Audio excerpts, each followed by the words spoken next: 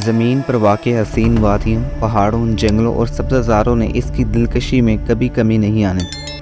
اگر خلا میں جا کر اسے دیکھا جائے تو زمین نامی سیارہ انسانی سوچ سے کہیں زیادہ حسین منظر پیش کرتا ہے، مگر ترقی کے نام پر انسان کی بے باک اور لاپرواہ اڑانوں نے اسے گرد آلود بادلوں میں گھیر ڈالا ہے۔ نسل انسانی زمین پر موسمیاتی تبدیلیوں سے دوچار ہے، مگر ابھی بہت سے ایسے مسائل بھی ہیں جن سے مستقبل میں نبرد آزما ہونا پڑے گا۔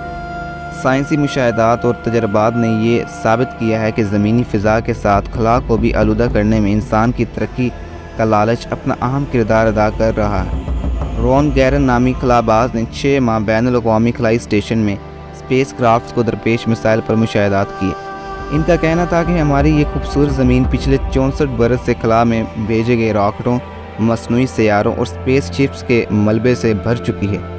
خلا میں سیٹلائٹس اور ان سے منسلک اشیاء کا ایک گھنا بادل بن چکا ہے۔ ناقابل یقین رفتار پر اڑنے والے یہ آبجیکٹس ہر وقت زمین کے گرد گردش کرتے رہتے ہیں۔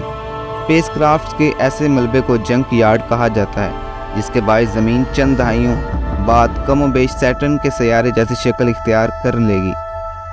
خلائی آلودگی زمینی آلودگی کی مانند بہت خطرناک اور سنجیدہ مسئلہ ہے، کیونکہ خلا میں پائے جانے والی ان اشیاء کے آپس میں ٹکرانے کے امکانات بہت زیادہ ہوتے ہیں۔ کیلیفورنیا میں واقع ایک ایئر فورس ادارے کے مطابق زمین کے قریبی مدار میں 23,000 مختلف اقسام کے آبجیکٹس بہت تیز رفتاری سے حرکت کر رہے ہیں، جن میں سے صرف 1300 اسپیس کرافٹ سیٹلائٹس یا راکٹس انسان کے کنٹرول میں ہیں، جبکہ باقی 21,700 سیٹلائٹس یا اسپیس کرافٹ حادثات کا شکار ہونے کے باعث ملبے کا ڈھیر بن چکے ہیں۔ خلا میں کچھ اشیاء کشش شکل سے باہر جا چکی ہیں، جو کائنات کی وسعت کے باعث یقینی طور پر انسان کے لیے خطرات کا باعث نہیں، مگر وہ ملبہ جو کشش شکل کے قریبی مدار میں گردش کرتا ہے، زوردار ٹکراؤ کی صورت میں ایک آفت بن کر سامنے آ سکتا ہے۔ انسان موجودہ دور میں صرف ٹیکنالوجی سے چلتا ہے، تاہم اس قسم کے حادثات انسانی ترقی کی راہ میں رکاوٹ بن سکتے ہیں۔ زمین پر ہمیں یہ کتنا بھیانک معلوم ہوگا اگر کسی دن سیٹلائٹس کے آپس میں ٹکرانے کی وجہ سے ATM، GPS یا انٹرنیٹ کا جال مکمل طور پر بند ہو جائے۔ پوری زمین کو سیٹلائٹس کی مدد سے کور کرنے کے لیے صرف 3 سیٹلائٹس درکار ہے۔ ایک جیو اسٹیشن سیٹلائٹ زمینی سطح سے 36,000 کلومیٹر کے فاصلے پر ہوتا ہے، جبکہ یہ زمین کے 42% حصے کو کور کر سکتا ہے۔ پچھلے 64 برس سے انسان خلا میں 11,140 سیٹلائٹس بھیج چکا ہے، جن میں سے صرف 3,372 کام کرتے ہیں، جبکہ باقی جنک یارڈ کا حصہ ہیں۔ 2020 میں زمین کے نچلے مدار میں 2283 سیٹلائٹس بھیجے گئے، جو اب تک کسی ایک سال میں خلا میں بھیجے گئے سیٹلائٹس کی سب سے زیادہ تعداد ہے، جبکہ اسپیس ایکس اگلی چند دہائیوں میں 42,000 سیٹلائٹس خلا میں بھیجنے کا ارادہ رکھتا ہے۔ اسی طرح ایمیزون پروجیکٹ کوئپر فین ویب کارپوریشن خلا میں نئے سیٹلائٹس بھیجنا چاہتے ہیں۔ خلا میں 1 یا 2 سینٹی میٹر کا بال بیرنگ 17,000 میل فی گھنٹہ کی رفتار سے گردش کرتا ہے، جبکہ معمولی حجم کے ساتھ اس کی یہ رفتار 70 میل فی گھنٹہ چلنے والی ایک جیپ جتنا مومنٹم رکھتی ہے۔ تاہم 1 ملی میٹر کا چھوٹے سے چھوٹا حصہ ٹکراؤ کے باعث خلا میں اتنی تیز رفتاری کے ساتھ حرکت کر سکتا ہے کہ کسی بڑی سیٹلائٹس کو نقصان پہنچا سکتا ہے۔ جون 2011 میں رون گیرن نے بین الاقوامی خلائی مرکز میں قیام کے دوران پہلی دفعہ اس خطرے کا مشاہدہ کیا، جب ایک فٹ بال جتنا گولہ 8 میل فی سیکنڈ کی رفتار سے ISS یعنی انٹرنیشنل سپی اسٹیشن کی طرف آ رہا تھا۔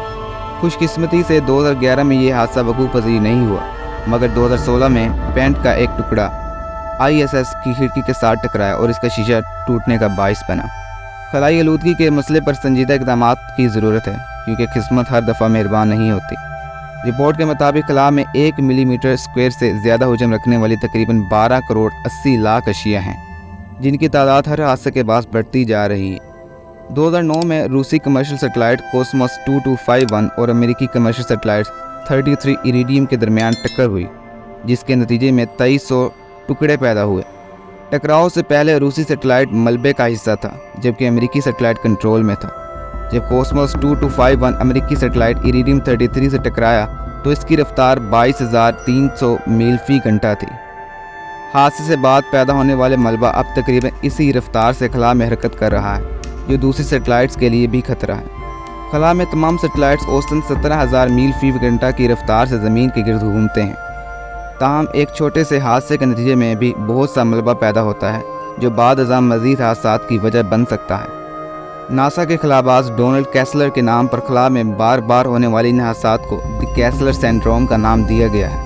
حادثات کی روک تھام کے لیے ایک سوئس ناٹ ایپ کا آغاز کیا گیا ہے، جس کا مقصد خلا میں تمام ملبے کو نکالنا ہے، جو 2013 سے اب تک پیدا ہوا ہے۔